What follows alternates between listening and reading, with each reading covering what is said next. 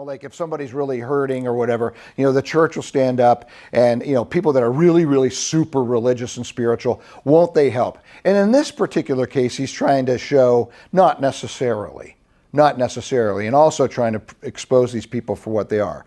So he says, this priest comes down. Everybody's going like, oh, the priest, he's going to save, and walks right on by, like doesn't care. And then this Levite comes by, again, superheroes for them, just walks right by, right? But then the Samaritan, who we already know, doesn't know the guy, they're from different lands or whatever, does come and have compassion.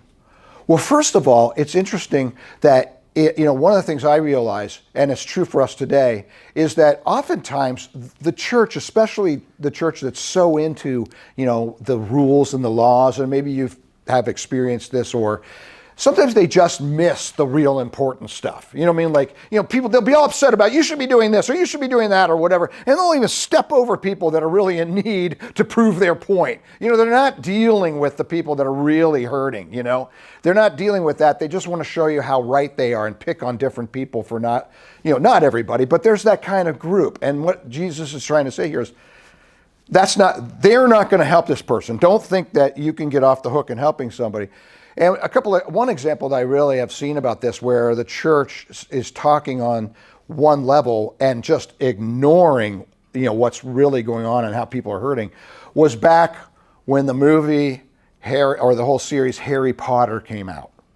When Harry Potter came out, the church, a lot of churches were like, hey, this is wrong, it's bad, this movie's really terrible, like, get out of my way, you homeless person, this movie's really, you're not getting any money from me, like these people, this movie, what was wrong with the movie for them, or the series? Like magic? Yeah, witchcraft.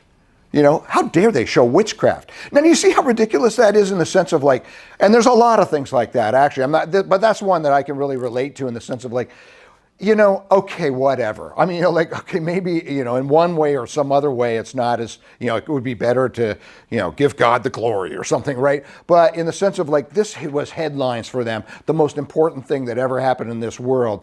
They stepped right around the poor woman who just needed a little break with her kids or whatever, or the drug addict over here who just needed help, to start dealing with this instead. Just walk by. And one of the things that Jesus is asking you and me is, are you one of those people that are just going to walk by? Are you too busy? Have you ever had that happen? Because the Samaritan, this guy that knows nothing, it says he saw him, and he had compassion. Something moved him to help. Now, the question that, right away, have you ever been in a situation where here comes so-and-so, and they're going to ask you for some kind of help again or whatever, and so you kind of avoid them? Have you ever avoided anybody or not gotten the phone because maybe this is going to be something that you can't get involved in right now? I'm sure you have. We've always had that time of doing that. Well, I want to tell you a couple of things where I felt like I was more of the priest and Levite than I was a Samaritan. And this is a fun story to tell. When I was in college, I was in theological school.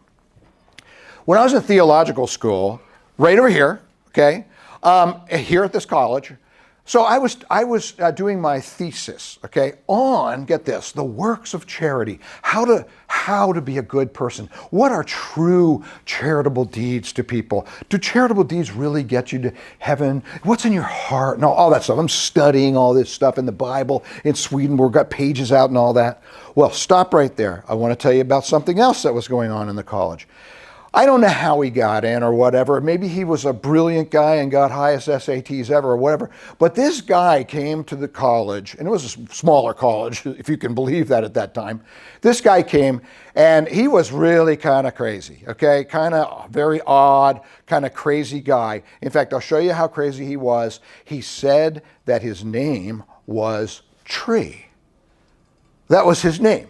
Tree. Who are you? My name is Tree. Tree was on his transcript, and Tree had said that he was building a spaceship down at, Pennypack Trail down there. There's a cemetery, Pennypack Trail. There's there was an abandoned boys camp down there. Right down there, he was building this spaceship out of branches and stuff and leaves. And that spaceship one day was going to take off. So you get the idea. Okay, that's kind of interesting. Maybe Tree, I don't want to be around Tree too long. Another thing that Tree did that was so, I mean, a lot of people saw it. When a certain part of the building in Pendleton Hall used to be like a social center room or whatever, the lounge everybody went to was a big lounge. So a lot of people were in there, and Tree was in there, and he had it was a marker, it was not erase marker. And he's looking at a wall, right? And he's looking at that wall. Well, I'll do it right over here. He's looking at that wall, and all of a sudden he goes, and he puts a cross on the wall, and he looks back at it. And everybody's going like, what is he doing? I don't know how, I mean, at some point somebody got it off the wall, but it was like, this guy is crazy. So let's go back. Here I am. I'm studying the works of charity, right? Oh, good and all that. And I'm like, I got to get myself a Coke. I need a little sugar or whatever at that time. Well, the Coke was down in the lounge room. So I'm going through the theological, whatever, and coming out. And I want to get back to my work. I really want to get back to my work. So I'm coming down the hall, and here comes Tree. Right, nobody else around. Here comes Tree. Can't avoid him. So I go by him and we give the proverbial male salute. Yeah, how you doing? And I walk by. How you doing? Well, he turns to me. He turns around and he goes,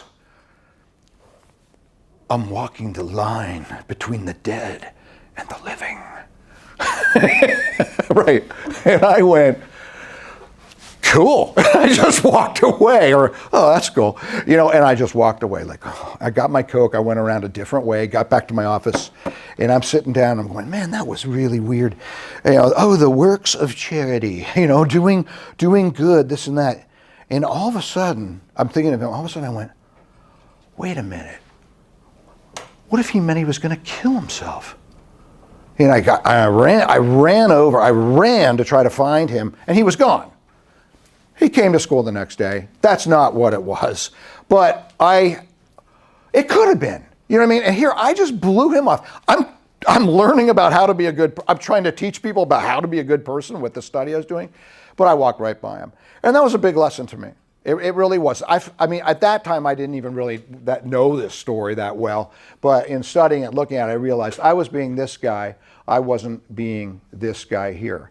And so, that's really important. I mean, are you going to have compassion when you see somebody?